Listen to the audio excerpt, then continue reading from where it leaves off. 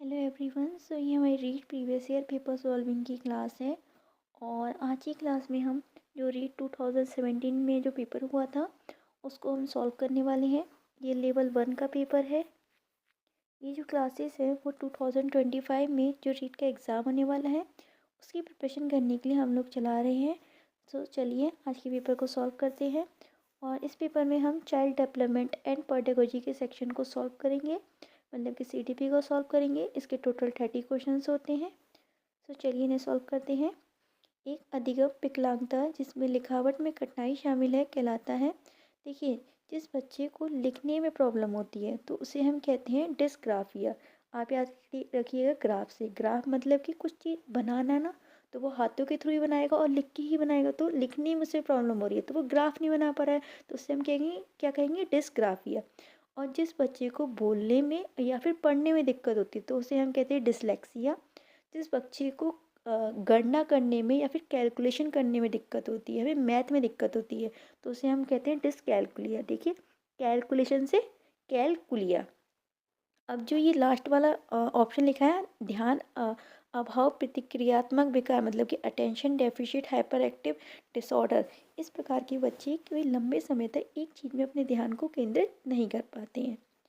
Next question है, निम्न में से कौन सा एक योगात्मक मूल्यांकन से संबंधित है। योगात्मक मूल्यांकन मतलब कि सम्मेटिव इवैल्यूएशन। ऑप्शंस हैं, अध्यापक को छात्र की प्रगति के बारे में निरंतर और तत्काल प्रतिक्रिया प्रदान करना, शिक्षा सामग्री में आणविक विश्लेषण पर केंद्रित, शिक्षार्थी की उपलब्धि का लगातार व्यवस्थित आकलन, सत्र के अंत में शिक्षार्थी के प्रदर्शन का अंतिम आकलन।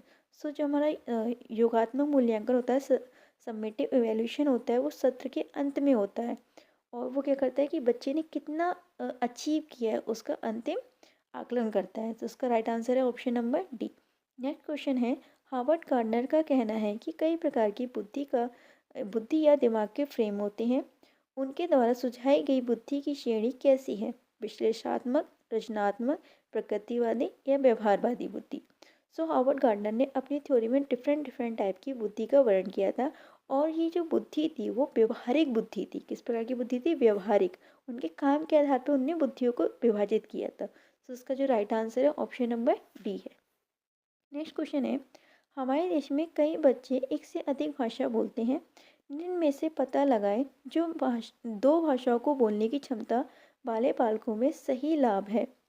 ऑप्शन है, अवधारणा गठन में सुविधा, विश्लेषणात्मक तर्क में सुविधा, संज्ञानात्मक लचीलेपन में सुविधा, उपरोक्त सभी। देखिए, जो बच्चे एक से ज़्यादा भाषा बोल रहे हैं यानी कि दो भाषाएं बोल रहे हैं, तो वो अवधारणा को भी अच्छे से गठित कर पाएंगे, वो विश्लेषण भी अच्छे से कर पाएंगे और उनका संज्ञान होगा वो भी लचीला होगा।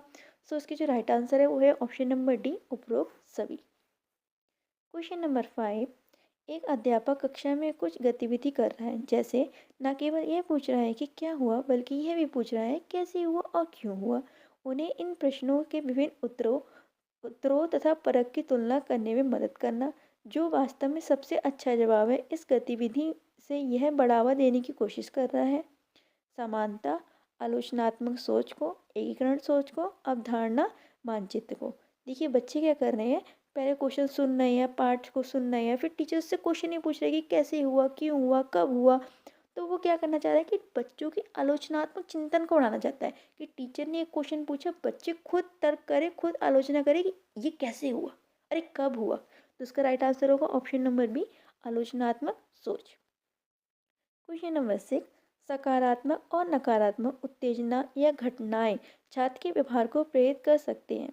कौन सा मनोवैज्ञानिक परिक्षेप इस तरह की प्रेरणा की व्याख्या करते हैं?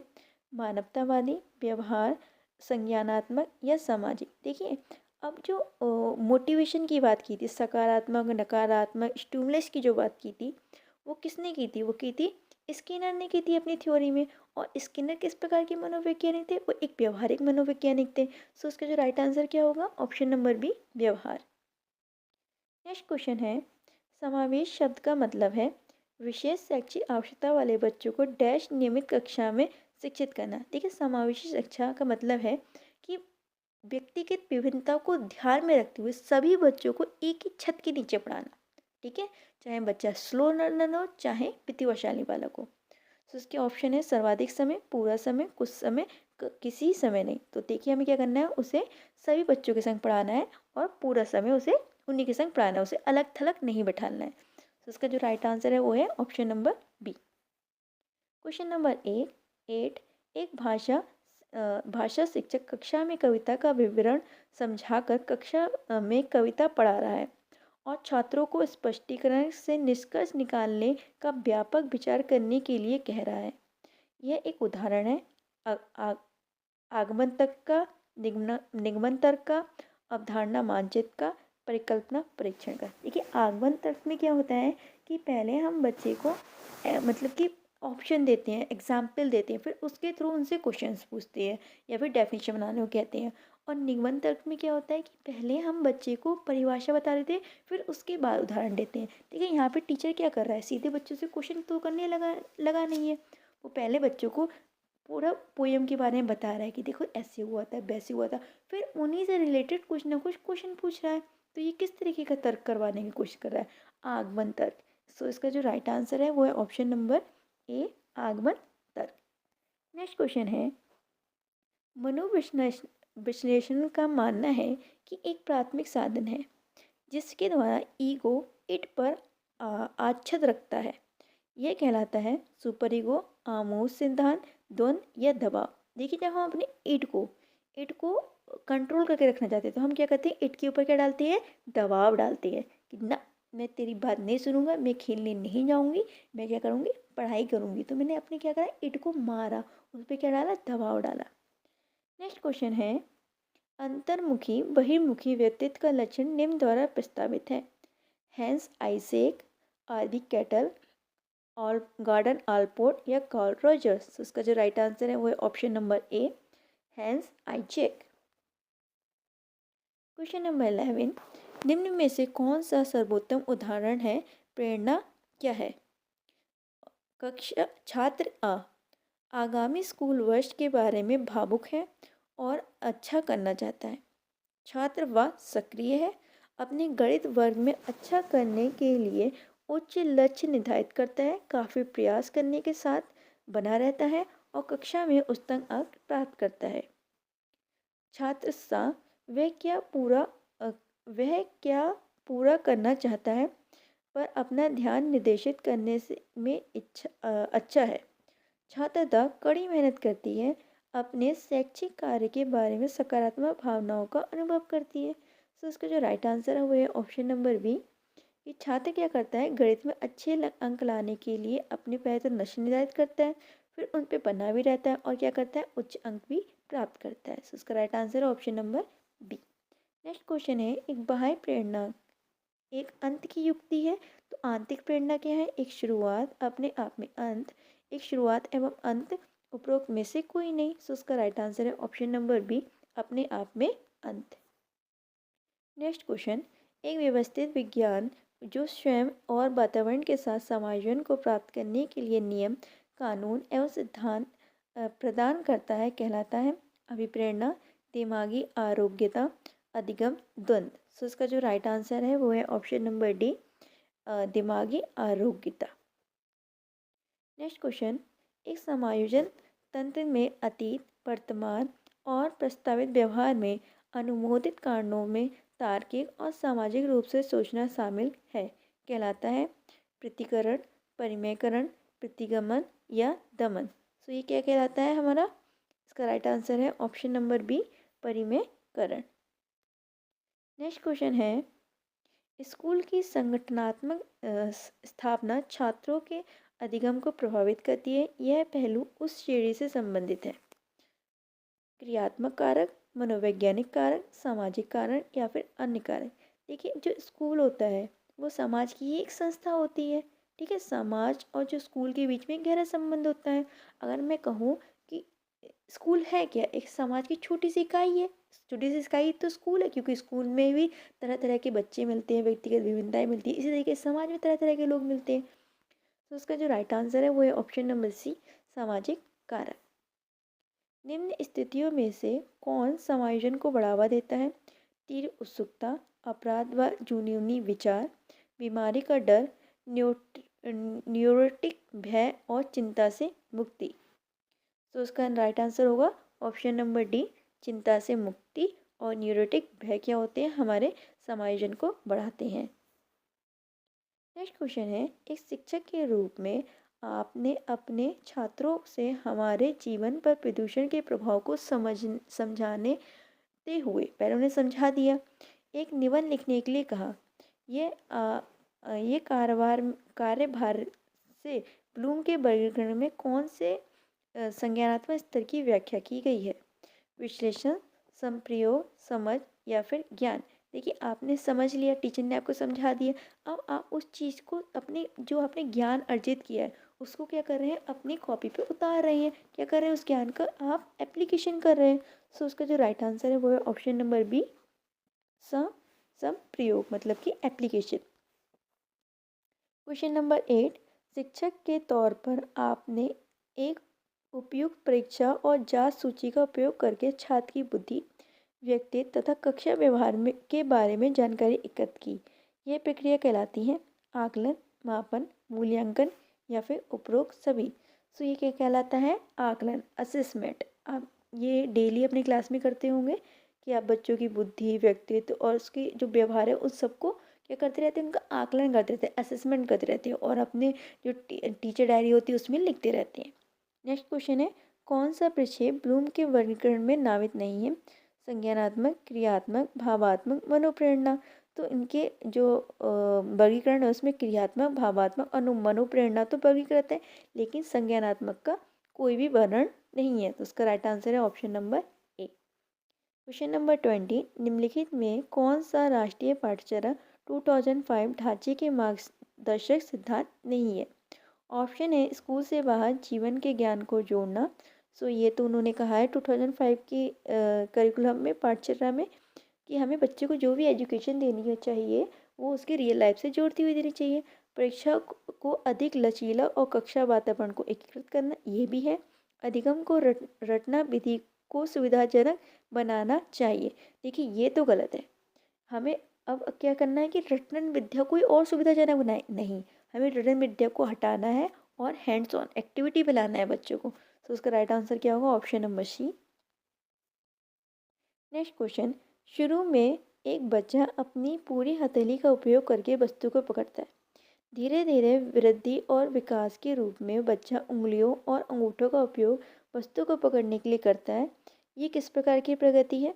सिफेलोकॉडल, प्रॉक्सिमोडिस्टल, व्यापक से विशिष्ट कार्रवाई प्रगति, अनियमित प्रगति। देखिए सिफेलोकॉडल क्या होता है, जब सिफेलोकॉडल एक ऐसी प्रोसेस है जिसमें बालक का विकास हेड टू टो होता है, मतलब कि सर से लेके पैरों तक होता है, ठीक है। जबकि प्रॉक्सिमल डिस्टल में क्या होता है कि बच्चे का विकास केंद्र से बाहर की ओर होता है, ठीक है। और व्यापक एवं विशिष्ट कार्रवाई प्रगति मतलब कि March two specific action progress में क्या होता है कि बच्चा पहले जो बड़ी बड़ी चीज़ होता है उन्हें करना सीखता है, जैसे कि हाथ पैर पटकना, बॉल को फेंकना, कूदना, ऊदना, ये सब सीखता है। फिर उसके बाद जो स्पेसिफिक एक्शन होते हैं जैसे कि पेन को पकड़ना, ठीक है, और अपनी उंगलियों को हिलाना, ये सब चीज़ सीखता है। सो उसका जो राइट आंसर होगा वो होगा ऑप्शन नंबर सी। पहले मतलब बच्चा पहले अपनी पूरे जो व्यापक चीज़ होती है उसको कर लेता है, हाथ हथेली को हिलाता है, फिर बाद में क्या करता है वो किसी को अपनी उंगलियों के थ्रू धीरे धीरे पकड़ना शुरू करता है। सो इसका राइट आंसर है option number C. Next question है, बच्चे के विकास को अक्सर शारीरिक, संज्ञानात्मक, भावात्मक और सामाजिक जैसे 3 व्यापक क्षेत्र में विभाजित किया जाता है। विकास प्रक्रिया में इन क्षेत्रों को में कहाँ तक संबंध है? अन्य को प्रभावित किए बिना स्वतंत्र रूप से विकसित, एक एकीकृत और समग्र प्रकार से विकसित, आंशिक रूप से विकसित, बेहतर बे बेतरतीब ढंग से विकसित, ठीक है। तो इसका राइट आंसर है ऑप्शन नंबर बी। ये कैसे विकसित होते हैं? एकीकृत और समग्र रूप से विकसित होते हैं, शारीरिक, संज्ञानात्मक, भावात्मक और सामाजिक पहलू। नेक्स्ट क्वेश्चन है, एक बच्चा जो कि एक विशेषता जैसे मौखिक क्षमता में उच्च या निम्न है, बाद की उम्र में भी रहेगी, ये बयान के महत्व पर जोर देता है। प्रारंभिक अनुभव, वातावरण, आनुवंशिकता और वातावरण। तो ये किस पे जोर देता है? आनुवंशिकता पर, मतलब कि हेरिडिटी पर। आनुवंशिकता क्या होती है कि जो हमें अपने पेरेंट्स से जन्म के थ्रू ही मिल जाते हैं गुण, उन्हें हम आनुवंशिकता कहते हैं। और वातावरण की में हम क्या करते हैं, अपने अधिगम को सीखते हैं वातावरणीय कारकों के थ्रू। लेकिन इसमें क्या कह रहे हैं कि जो पहले से ही बच्चा अगर उच्च है, निम्न है, उसकी बुद्धि लब्धि का निर्धारण पहले से ही है, मतलब होता है कि पेरेंट्स की बुद्धिगत असर बच्चों की बुद्धि पे भी पड़ता है। सो इसका क्या कारण होगा, आनुवंशिकता। क्वेश्चन नंबर 24, अधिगम में उपयोग और अनुपयोग के नियम को भी कहा जाता है। प्रभाव का नियम, श्रम का नियम, प्रबलन का नियम, कर इसमें से कोई नहीं। सो इसका जो उपयोग और अनुपयोग का जो नियम होता है वो क्या कहलाता है, ऑप्शन नंबर बी, श्रम का नियम, law of experience. Question number 25, पावलक के प्रयोग में कुत्ता न केवल मांस प्रदाता के मांस सीधे मुंह में रखने से लार टपकाता है, किंतु इससे पहले भी, अर्थात जब सीढ़ी से नीचे आने वाले प्रशिक्षक के कदमों की आवाज़ सुनता है तो भी वो संवृष्टि को कहा जाता है। इस संवृष्टि को कहा जाता है विलोपन, बिना शर्त प्रोत्साहन, अनुकूलित उत्तेजना या तत्परता। अब क्या हो रहा है कि जो डॉगी है वो केवल खाना खाते हुए ही अपनी लार को नहीं टपकाता है, बल्कि जैसे ही वो सुनता है कि उसका मालिक ऊपर से सीढ़ी से उतर के आ रहा है, उसके मुंह में लाल आ जाती है। तो क्या हो गई है, ये उसकी कंडीशनिंग हो गई है। तो उसका जो राइट आंसर है ऑप्शन नंबर सी, अनुकूलित उत्तेजना, मतलब कि कंडीशनड रिफ्लेक्स। क्वेश्चन नंबर 26, अनुभूति बच्चे और वातावरण के बीच अंतःक्रिया की निरंतर प्रक्रिया के माध्यम से विकसित होती है। यह सिद्धांत में प्रतिबंधित होता है थॉर्नडाइक अधिगम सिद्धांत, पियाजे संज्ञानात्मक विकास सिद्धांत, टॉलमैन संकेत अधिगम, कोलबर्ग अधिगम सिद्धांत। तो इसका जो राइट आंसर है वो है ऑप्शन नंबर बी, पियाजे संज्ञानात्मक विकास सिद्धांत। नेक्स्ट क्वेश्चन है, पियाजे के सिद्धांत में एक प्रतिक्रिया जो पुराने और नए धारणा और अनुभव के बीच संतुलित किया जाता है जाना जाता है समावेश, समायोजन, संतुलन या ज्ञान विज्ञान। तो इसे हम किस नाम से जानते हैं, संतुलन के नाम से जानते हैं। इसका option number C right answer है। नेक्स्ट क्वेश्चन है, निम्न में से कौन सी बौद्धिक परीक्षण के लिए उपयोग करने की सावधानी नहीं है, इसमें से नहीं वाला पूछा है। IQ स्कोर के आधार पर अनुचित रूढ़िवादी और छात्रों के बीच नकारात्मक उम्मीदों से बचाना, ये तो सावधानी है। बुद्धि का व्यक्तिगत आकलन परीक्षण एवं छात्र के बीच एक संरचित बातचीत, कक्षा क्षमता को मुख्य या एकमात्र विशेषता के रूप में IQ परीक्षण का उपयोग न करना, एक समग्र IQ स्कोर की सार्थकता की व्याख्या में सावधान रहना। तो इसमें ऑप्शन नंबर बी के अलावा बाकी सब की सब उसकी सावधानियां हैं, जबकि ऑप्शन नंबर बी उसकी सावधानी नहीं है। नेक्स्ट क्वेश्चन है, एरिक्सन के अनुसार बच्चों का मनोसामाजिक विकास 8 चरणों में होता है।